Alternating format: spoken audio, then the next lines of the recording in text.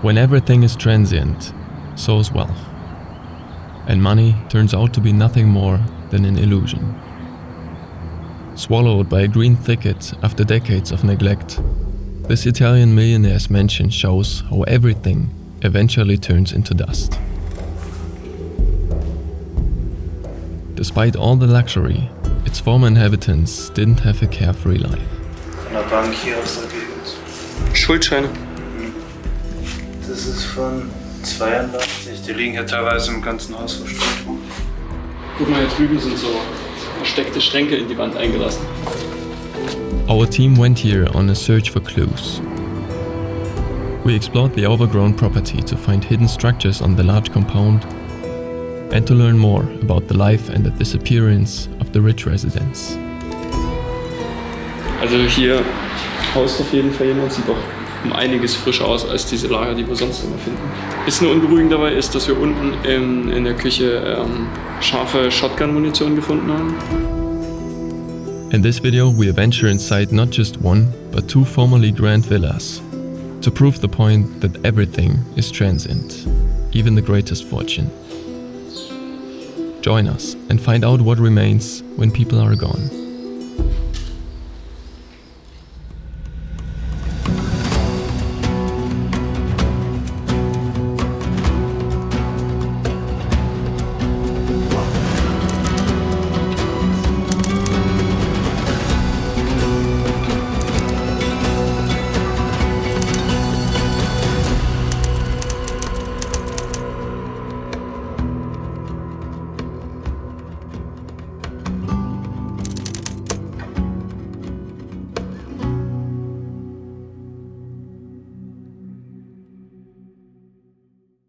Hey guys, and welcome to today's video. We've got some great news we want to share with you, so make sure to watch all the way until the end. But first, enjoy the show.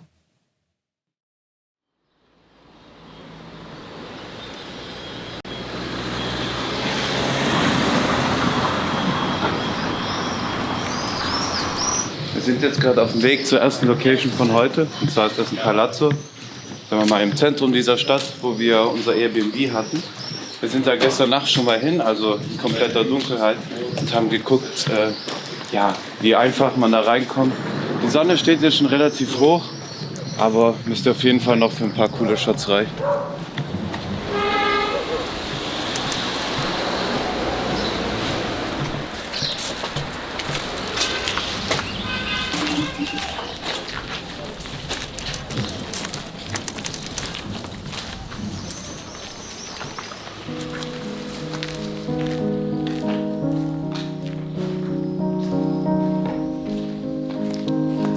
We have entered a green oasis amidst the mess. The loud and chaotic city that was just surrounding us is now shut out. What remains is a peaceful idyll. We are visitors in a space excluded from society. A parallel world where nature overpowers people's creations and not the other way around.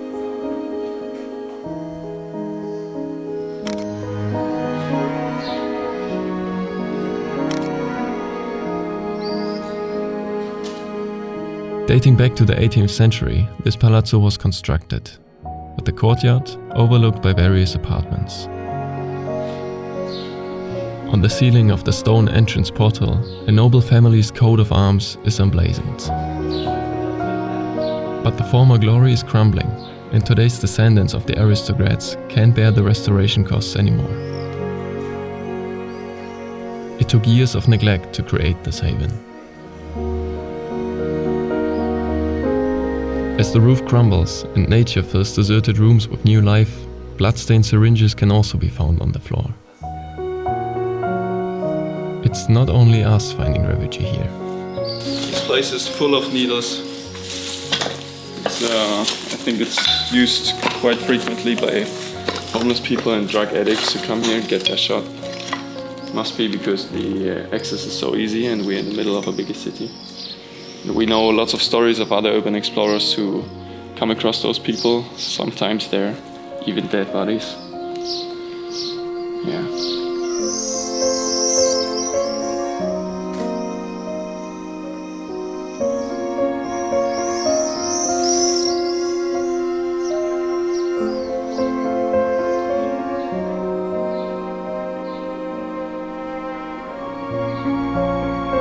Once, this building ensemble was considered the architectural jewel of this borough.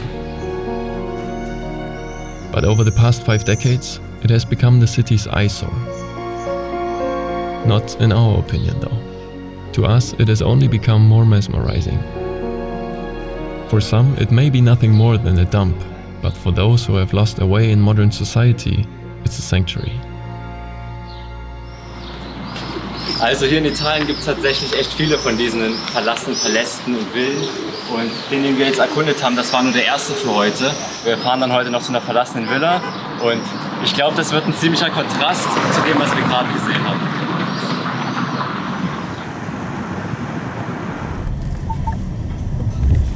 If you've watched the previous episode, you know we almost adopted a new animal team member.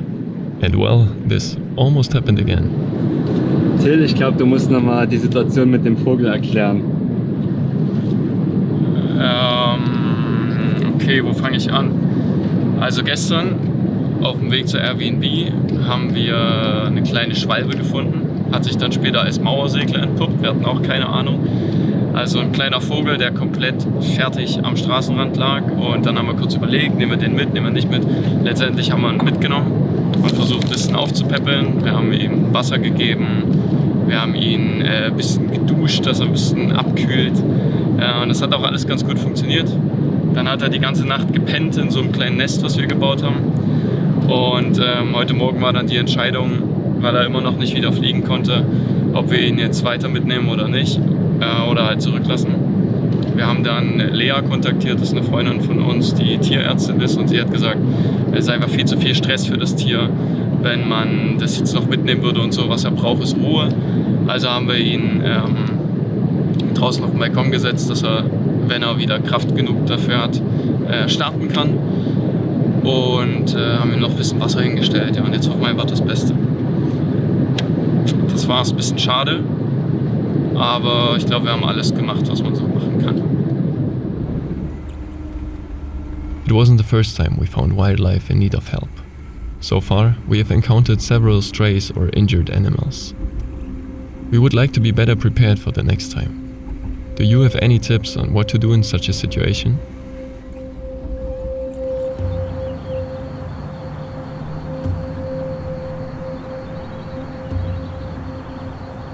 After a few hours of driving, we've arrived at today's main spot.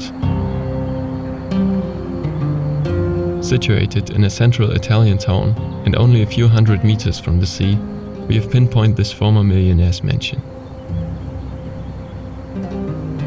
The property is huge, with more than 25,000 square meters, but it has been badly neglected and is totally overgrown.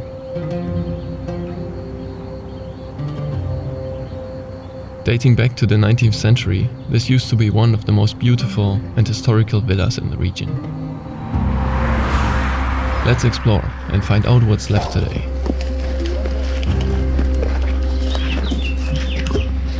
Und komplett andere Welt.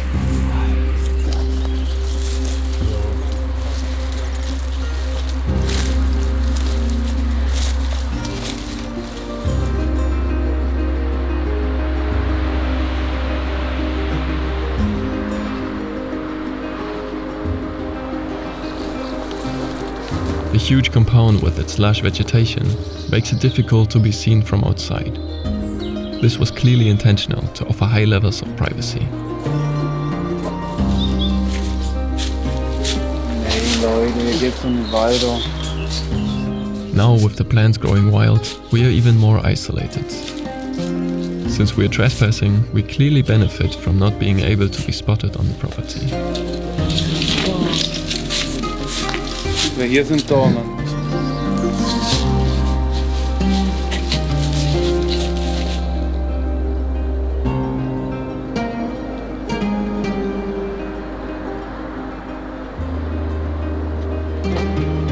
We made it to the central building, and it seems easy to access.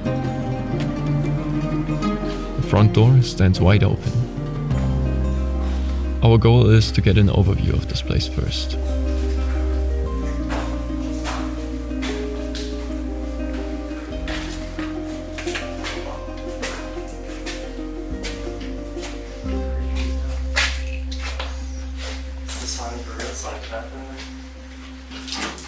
killing the original my mother did not put this in. Oh, that's terrifying. Someone took the time to fucking do that.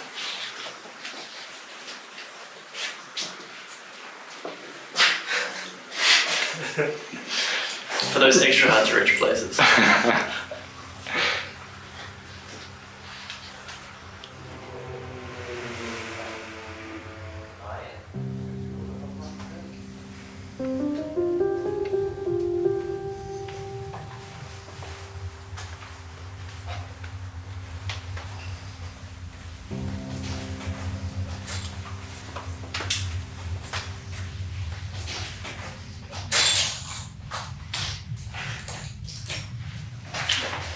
Obdachlosenlager? Sieht so aus, ja.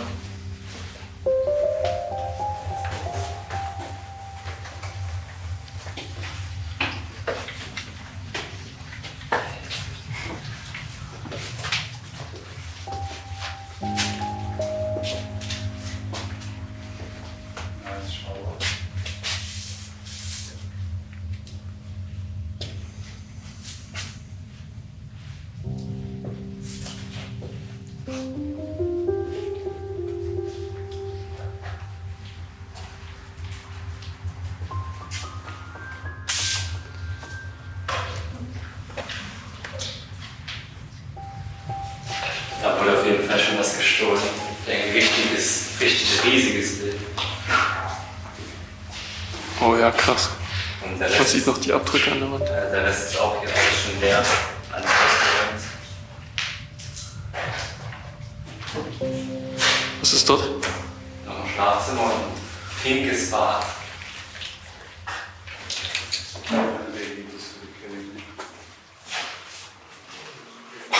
Krass. Sehr stilvoll. Das Röntgen auch mal.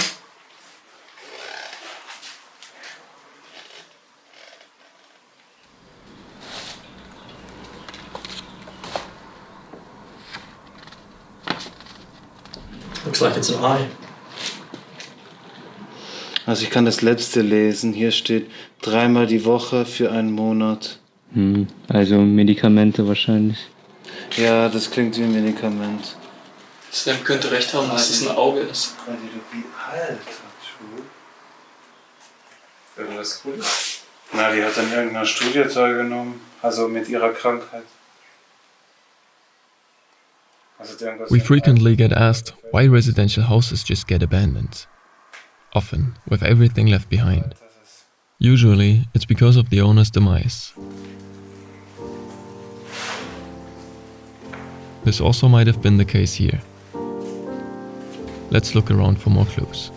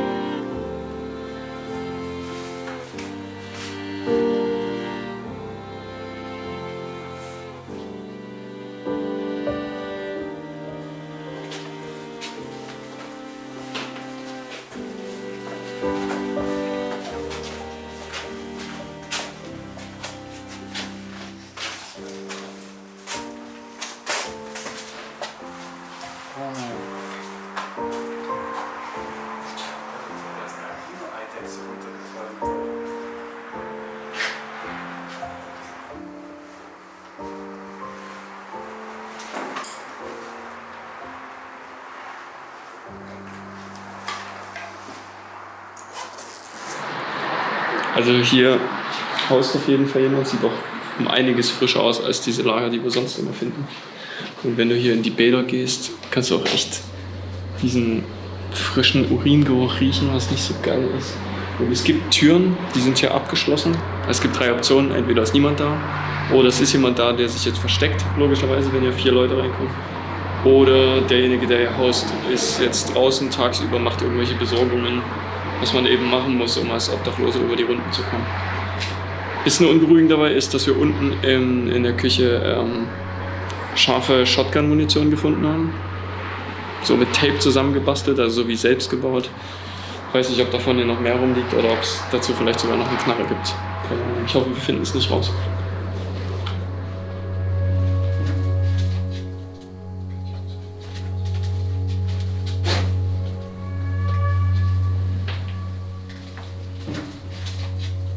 Was ist das? Pyro-Knallpatrone. Nur aus Pistole abschießen, die schwarze. This is just birdbanger ammo, luckily, to scare off wildlife. Schon ein bisschen krass. Ist halt nicht so ein entspanntes Exploren wie sonst.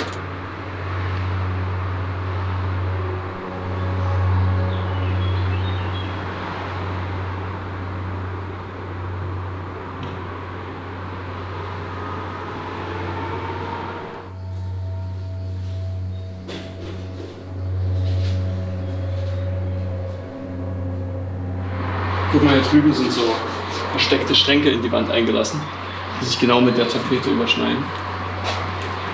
Irgendwelchen alten Büchern, teilweise mit Tape zusammengeflickt. Also, keine Ahnung, was das soll. Alte Karten und alles Mögliche. Und da sind mehrere. Der ganze Raum ist damit voll. Ich weiß nicht, ob das gemacht war, um wirklich was zu verstecken oder ob es einfach so ist, damit es optisch nicht auffällt.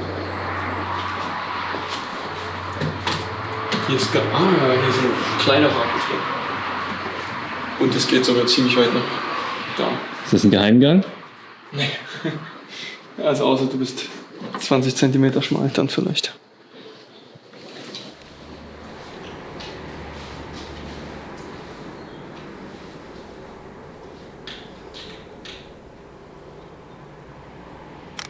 All the pictures shown in this video were taken by our man Toby.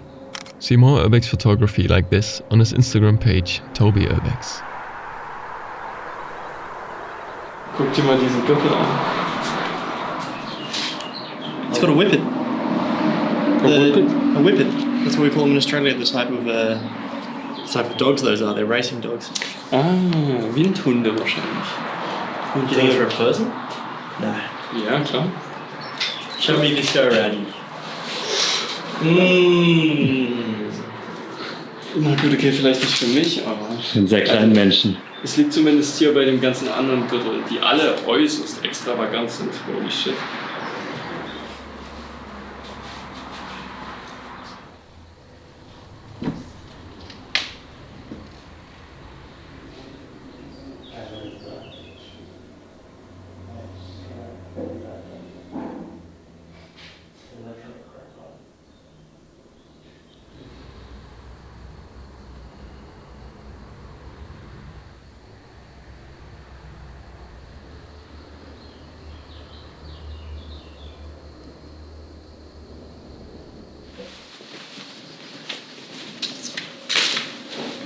What do you got there?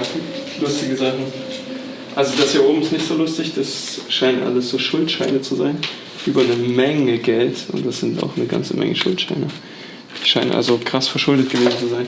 Komisch ist nur, 1982 wurden die ausgestellt und dann, wo ist es hier? Gibt es ein Buch des Jahres von 2003. Also scheinbar hat auf jeden Fall bis nach den 2000ern jemand hier gelebt. Ich weiß noch nicht so ganz, wie das in Verbindung steht. Aber hier ist witzig. Die ganze Schublade ist irgendwie voller cooler Sachen. Das eine ist ein ganz normales Comic so von 1970. Guckst du durch, Kindergeschichten, Donald Duck und so weiter. Und dann guckst du hinten drauf und es ist einfach Werbung für eine Knarre. Times were different back then, eh? Ja, sieht echt so aus. Dann habe ich in der Schublade drüber noch einen Haufen Zeichenkrams gefunden. Genau wie hier. Das ist so eine Mischpalette. Die Dinger, weiß ich nicht, was da drin ist, Farbe oder irgendwas. Aber sieht so aus, als hätte die Person gern gemalt. Und an der Wand, ich weiß nicht, ob sich jemand den Scherz gemacht hat, das nachträglich einzufügen, weil in der Mitte ist so ein künstlerisches Aktbild und dann haben wir hier so eine Zeichnung. Und die Geister hast du noch gar nicht gesehen. Aber wieso? Das kann ja sein, dass der Besitzer das Bild von seinem Kind hier aufgehangen hat, weil er so stolz darauf ist. Aber das hier hing halt in dem Rahmen. Also wenn das immer noch eine Kinderzeichnung ist, dann... Was, das hing hinter dir in dem Rahmen? Ja, das hing hier. I'm pretty sure that the homeless guy who moved in here and he was left all of those full syringes next to the nightstand has, you know, taken some creative inspiration from the place. I doubt that that's an original artwork. Ich weiß nicht, Especially because it's on the back of like some old bill or something that the owners have left behind. Da auf dem Nachttisch liegen tausende voller Spritzen, Medikamente hinter der Tür und so. Hier ist echt noch ziemlich viel zurückgelassen. Wie immer sind überall diese Schmuckschatullen, liegen verstreut rum. Sind alle, ja, das ist immer das Erste, was geklaut wird.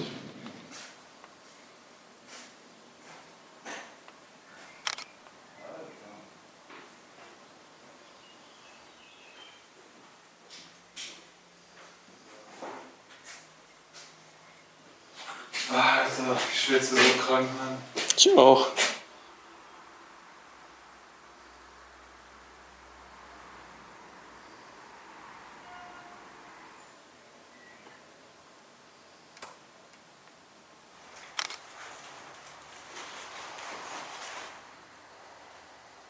Hier auf dem Tisch liegen jede Menge Schuldscheine, die liegen hier im ganzen Haus rum eigentlich. Und die sind alle ausgestellt an denselben Namen, also wahrscheinlich der letzten Besitzerin. Und ja, hier zum Beispiel geht es um 5 Millionen Lire, das sind ja ca. 2500 Euro. Die sind alle hier von der Bank in der Nähe ausgestellt worden. Und vielleicht hängt damit sogar auch zusammen, wieso die Villa hier verlassen ist. Also dass die Familie anscheinend schon, die stammen hier aus den 80er Jahren, dass sie damals schon verschuldet waren. Also hochverschuldet, wenn man den ganzen Schuldscheinen Glaube schenken kann. Alter, 5 Millionen. Guck mal auf diese riesigen Beträge. Das sieht richtig crazy aus. Nochmal 5 Millionen. 5,4 Millionen. Oder ist das eine Firma? Ja, da steht eine Firma drauf, glaube ich.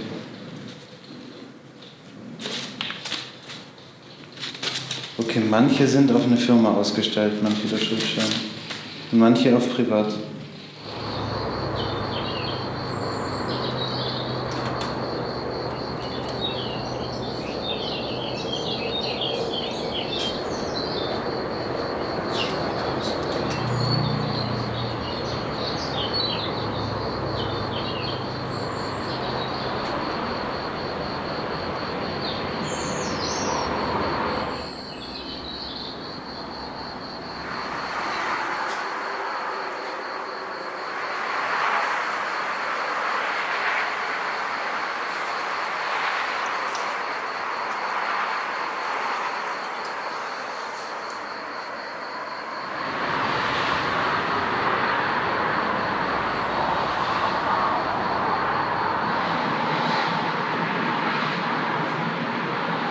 Das ist eine notarielle Beglaubigung von irgendwas. Das ist ein Kaufvertrag für eine Immobilie. Also der hat eine Immobilie verkauft. Also eine Villa. Für 200.000 Pfund. Welches Jahr ist das? 1998 hat er eine Immobilie verkauft. Ach, das sind mehrere Immobilien. 1, 2. Alter. 6 Stück Villen hat er verkauft.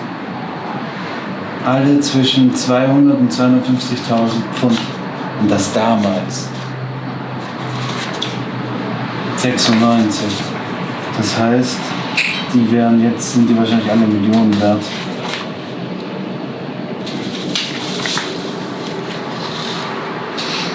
cool. Hier kündigt eine Hypothek.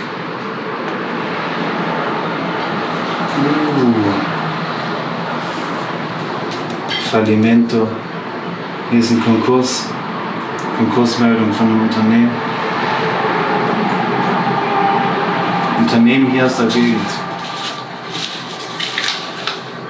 Also wenn ich das richtig verstehe, hat der ehemalige Besitzer dieser Villa mehrere Immobilien verkauft, um seine insolvente Firma, also um die Schulden seiner Firma zu begleichen, die bankrott gegangen ist.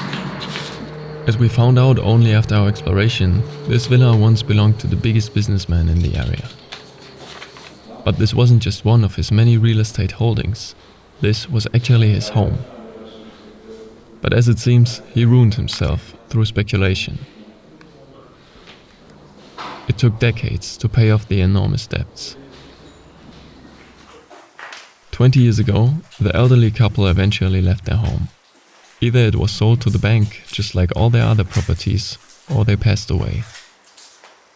Since then, this mansion has been lying idle.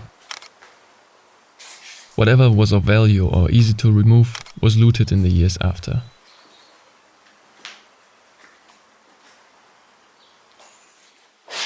Das sieht aus wie die Villa hier, oder? The couple seems to have been without children, or at least we didn't find any evidence of them having kids. So it appears this is all the legacy they left behind. But this is just our theory. What do you think?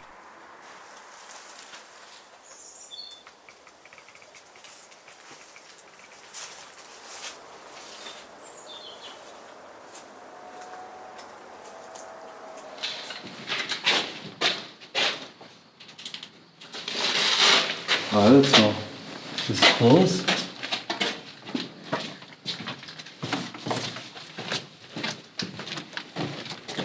Oh, das sieht aus wie der Weinkeller, oder?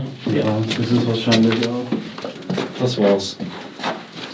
Gibt's da nichts zu sehen? Nö. But it smells like shit. It It smells very humid. smells like there is no more oxygen in here. Kannst du ja noch irgendwo hinleuchten in die Ecke? Da hängt sie. Guck mal. Hast du sie? Also die hängt hier einfach kopfüber. Oh, da kommt's rein. Also die ist voll Can you hear laut. it? I think that was me actually. Das Pfeifen warst du? Wo ist sie denn I was jetzt? kind of laughing at your reaction. Da ist sie jetzt. Wait a sec, let me change my settings. This is hilarious. Ich will mal noch ein bisschen. Was macht denn die da? Na, Und warum lebt die hier alleine? sich auf den Angriff vorbereiten. What the fuck? Also die fliegt. Die fliegt von Licht zu Licht, Mann. Wo ist sie Okay. jetzt? Da hängt sie wieder. Hä, wie hält denn die sich? Ist sie weg? Wo ist sie? Oh, sie ist so rausgeflogen, Leute. Lass mal gucken, wo die jetzt hin ist. Wie die jetzt hochfliegt zu Till.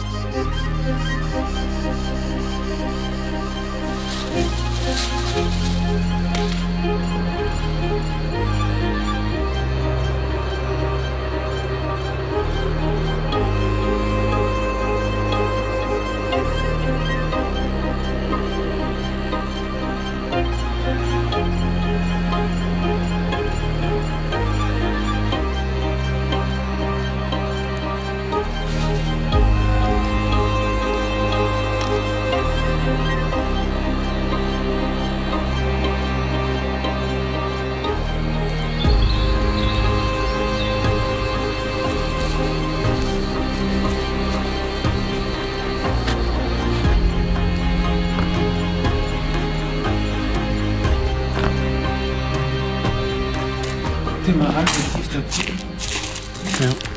Da war irgendwie 3 Meter tief oder so. Und das ist ein Privatpool. Sieht aus wie ein öffentliches Schwimmbad. Ja, von der Größe her.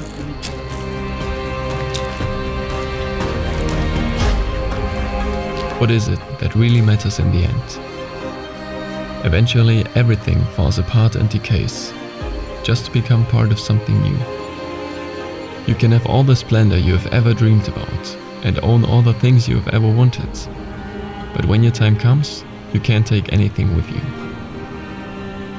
In only a few decades, probably everything we've shown you in this video will be gone and replaced. The truth is that everything is transient. It all starts with accepting that.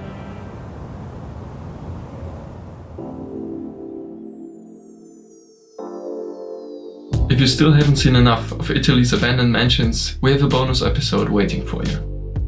As part of the third season of Abandoned Italy, we've just posted the video exclusively available for our supporters on Patreon.